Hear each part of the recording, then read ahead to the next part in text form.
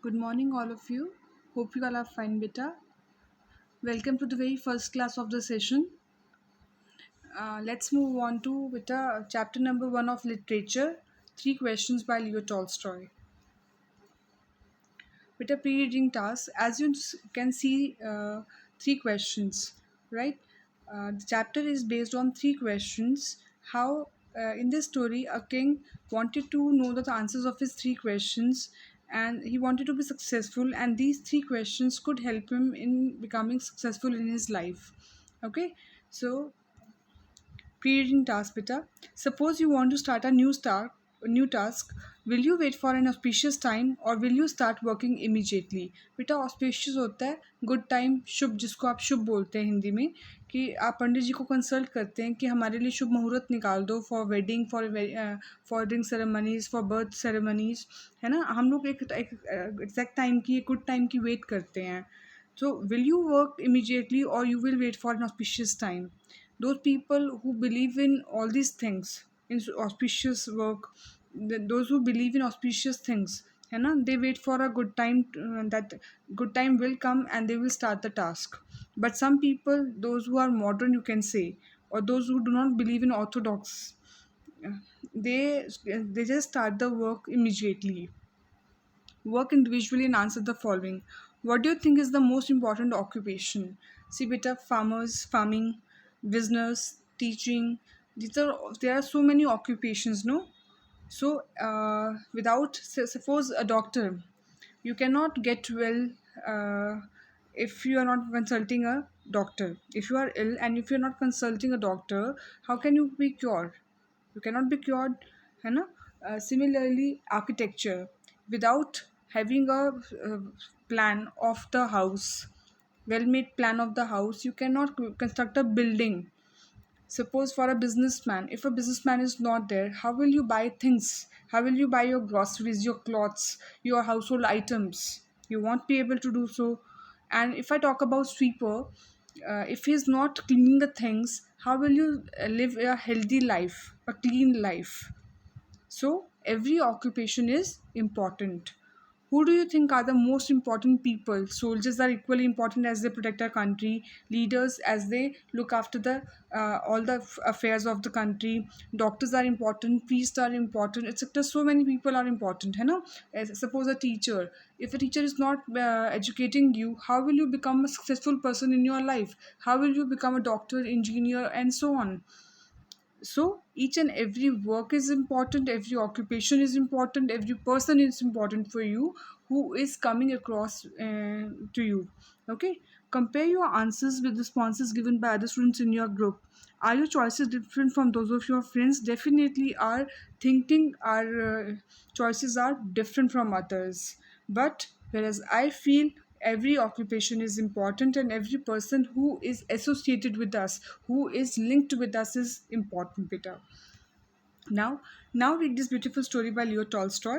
It once occurred to a certain king, certain refers to particular king, that if he always knew the right time to begin everything, if he knew who were the right people to listen to and whom to avoid, and above all, if he always knew what was the most important thing to do, he would never fail in anything he might undertake. Beta, these are the three questions that occurred to a king because he wanted to be successful in his life. That's why he wanted to know what was the right time to begin everything. This is the first question. Second is, who were the right people to listen and whom to avoid? किसको सुनना चाहिए और किसको avoid करना चाहिए? And if he always knew what was the most important thing to do, कि हम पहले कौन सी चीज़ पहले करें और बाकी चीज़ें बाद में छोड़ दें. He would never fail in anything. He might undertake मतलब वो जो भी काम लिया तो उसमें वो कभी भी फेल नहीं होगा, कभी भी हारेगा नहीं.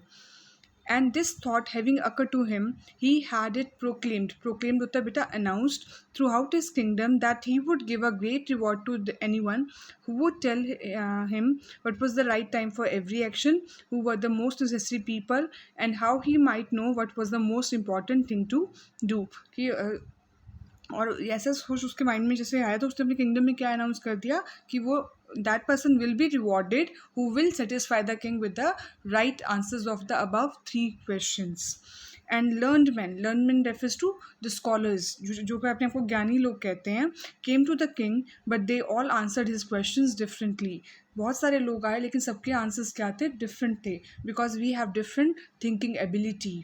हम सबकी सोचने की क्या है, विल जो कंडीशन है वो डिफरेंट होती है बेटा, इसीलिए सबके आंसर्स भी क्या थे, डिफरेंट ही हुए। And in reply to the first question, some said that to know the right time for every action, one must draw up in advance a table of days, months and years and must live strictly according to it। कहते हैं आप एक time table बना लो, एक rough time table बना लो जिसमें आपको क्या करने का, डेज का, मंथ्स का, ईयर का पूरा टाइम टेबल बनाना होगा और स्ट्रिक्टली आपको उसको फॉलो करना होगा। सब आपको भी बेटा एक टाइम टेबल मिलता है स्कूल में भी, है ना, लेकिन ज़रूरी तो नहीं आपको जैसे कहा गया कि रिविजन शेड्यूल मिल रहा है, एट टाइम्स आप बीमार हो जाते हैं, कभी टीचर नहीं आ रही है, so there is always a change, होता है ना बेटा ऐसा। सो आपको क्या होता है कि आप स्ट्रिक्टली किसी चीज़ को फॉलो कर ही नहीं सकते, चाहे कोई नेचुरल कैलेमिटी लगा लो कि वो कोई भी रीज़न हो सकता है, कभी ना कभी तो आपके शेड्यूल में चेंज आ ही जाता है बेटा। एक हम शेड्यूल बनाते हैं but that is a tentative schedule. Tentative होता है जो कि टेम्परेरी, कोई परमानेंट शेड्यूल नहीं हो सकता वो, क्योंकि it it we are humans and we are liable to have mistakes, हम गलतियाँ करते हैं। Only thus they could everything only thus set they could everything be done at its proper time. कहते तभी हम क्या कर सकते हैं, हर चीज़ सही टाइम पे कर सकते हैं। Others declare that it was impossible to decide beforehand the right time for every action. कहते ये बहुत मुश्किल है पहले ही से पता करना कि सही टाइम क्या है सही काम करने के लिए। But that not letting oneself be absorbed in idle pastimes। बेटा आइडल होता है वेस्ट पास टाइम्स, लेकिन हम अपने आप को खाली दिमाग में बिठा नहीं सकते कि हमें सही टाइम की वेट करनी है और हम अपना टाइम ऐसे ही वेस्ट करते जाएं। One should always attend to all that was going on and then do what was needful. कहते जो भी आपके सामने आ रहा है अपने एक्शन ज़रूर परफॉर्म करते जाइए, जहाँ आपकी प्रायोरिटी आपको लगती है उसको पहले से आप कर लीजिए। Others again said that however attentive the king might be to what was going on, it was impossible for one man to decide correctly for the right time for every action। कहते हो सकता है जो action आपके लिए right time पे first time priority हो वो औरों के लिए ना हो। सो this varies from person to person, varies होता है बेटा, differ from person to person, but that he should have a council of wise men। Council होता है बेटा members, a group of wise man who would help to fix the proper time for everything. कहते हैं आप अपनी एक committee बना लो, एक ग्रुप बना लो वाइज मैन का, जो आपको टाइम टू टाइम गाइड करते रहें कि क्या आपके लिए सही है और क्या सही नहीं है। That means you are dependent on others, आपकी खुद की थिंकिंग पावर तो है रहेगी नहीं, इसका मतलब तो ये हुआ। But then again others said that there were some things which could not wait to be laid before a council। कहते हैं एज अ किंग आपके पास बहुत सारे मिनिस्ट्रियल वर्क भी होता है, पूरा एडमिनिस्ट्रेटिव वर्क भी होता है जो कि आप हर एक के आगे ओपन डिस्कस नहीं कर सकते। Some things are to be kept secret बेटा, but about which one had at once to decide whether to undertake them or not. कहते हैं और आपको उसी टाइम इमीडिएटली डिसाइड करना पड़ेगा कि आप ये करोगे या नहीं करोगे, and that is impossible for a human being. But in order to decide that one must know beforehand what was going to happen. कहते हैं अगर ऐसा है तो हमें चीज़ें पहले से पता होनी चाहिए कि हमारे साथ क्या होने वाला है in future. But we are not magicians, हम कुछ जादूगर तो नहीं जिससे हमें पता होगा, ना हम एस्ट्रोलॉजर्स हैं जिनको पता होगा कि हमारे कल में क्या होने वाला है। It is only magicians who know that, and therefore in order to know the right time for every action one must consult magicians। कहते अगर आपको सही टाइम जानना है तो आप मैजिशियंस की हेल्प लो। मैजिशियंस आपको बताएंगे कि आपका राइट टाइम क्या है और कौन सा एक्शन आपको पहले करना है। Equally various were the answers to the second question. Second question क्या था बेटा, क्या कौन से लोग क्या हैं, who were the most necessary people। some said the people the king most needed were his counselors। सबसे पहले काउंसलर्स की ज़रूरत पड़ेगी उसको सबसे ज़्यादा। others the priest, कहते पंडित की ज़रूरत पड़ेगी। others the doctor, while some said the warriors were the most necessary। तो सबके आंसर्स यहाँ पे भी क्या मिले बेटा, आपको डिफरेंट ही मिले। To the third question as to what was the most important occupation, some replied that the most important in the word was science। कि सबसे ज़्यादा important क्या है, science occupation सबसे ज़्यादा important है। Others said that it was skill in warfare। skill आप warfare में कभी भी आप लड़ाई झगड़े में अपनी ability दिखाते हो तो वो सबसे ज़्यादा important है। And others again that it was religious worship, कोई कहता है भगवान की worship करना सबसे ज़्यादा important है। So for all the three questions the king got different answers and he was not satisfied with any of the answers beta। Now all the answers being different the king agreed with none of them, okay, and gave the reward to none। as he announced in his kingdom that he would give a great reward to the person who would give the right answer to his questions.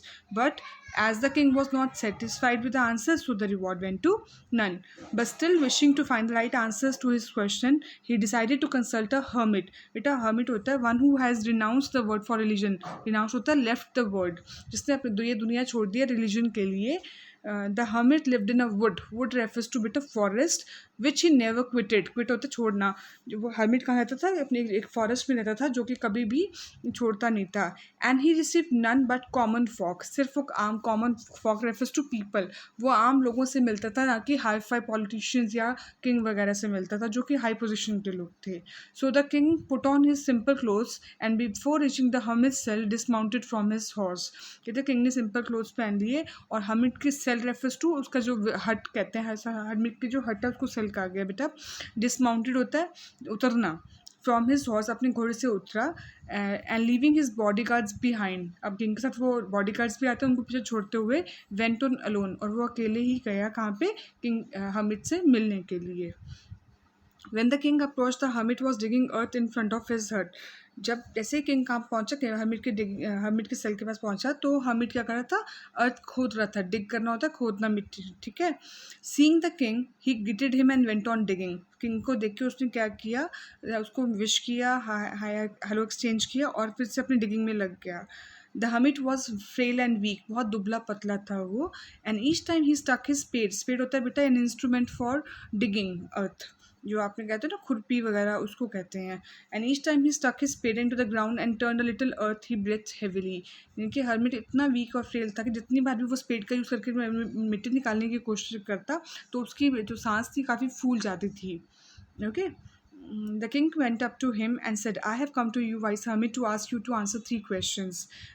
King अब hermit के पास आके क्या बोल रहे कि मैं आपके पास क्यों आया हूँ, ताकि I can get the answers of my 3 questions. How can I learn to do the right thing at the right time. मैं कैसे सीख सकता हूँ कि राइट थिंग राइट टाइम पे कैसे करनी है.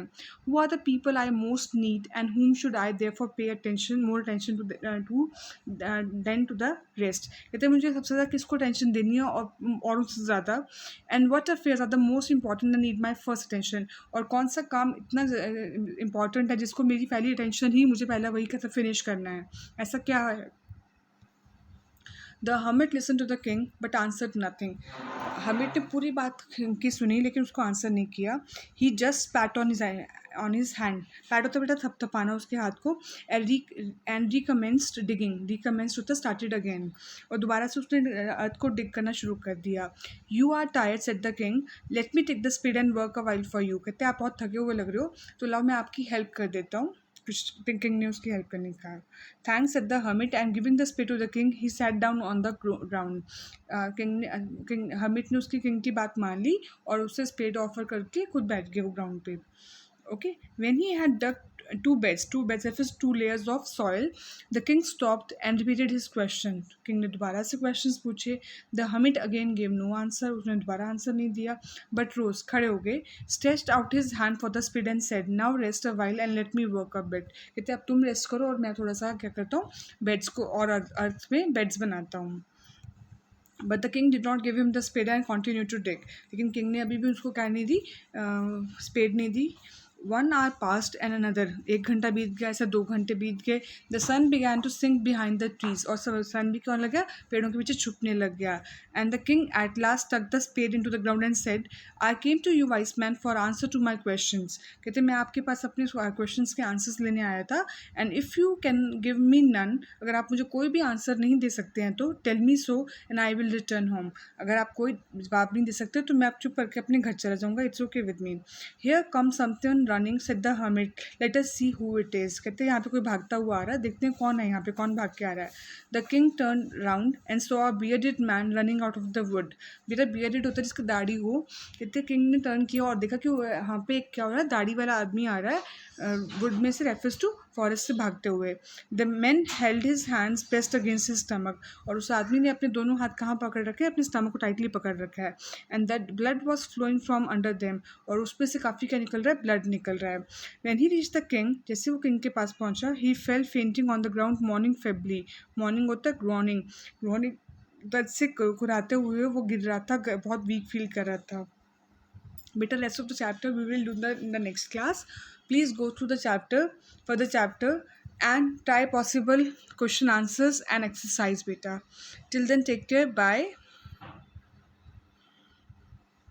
I hope you have understood it. If you are facing any problem in the chapter, please feel free to ask me in the doubt section. Okay? Take care. Goodbye.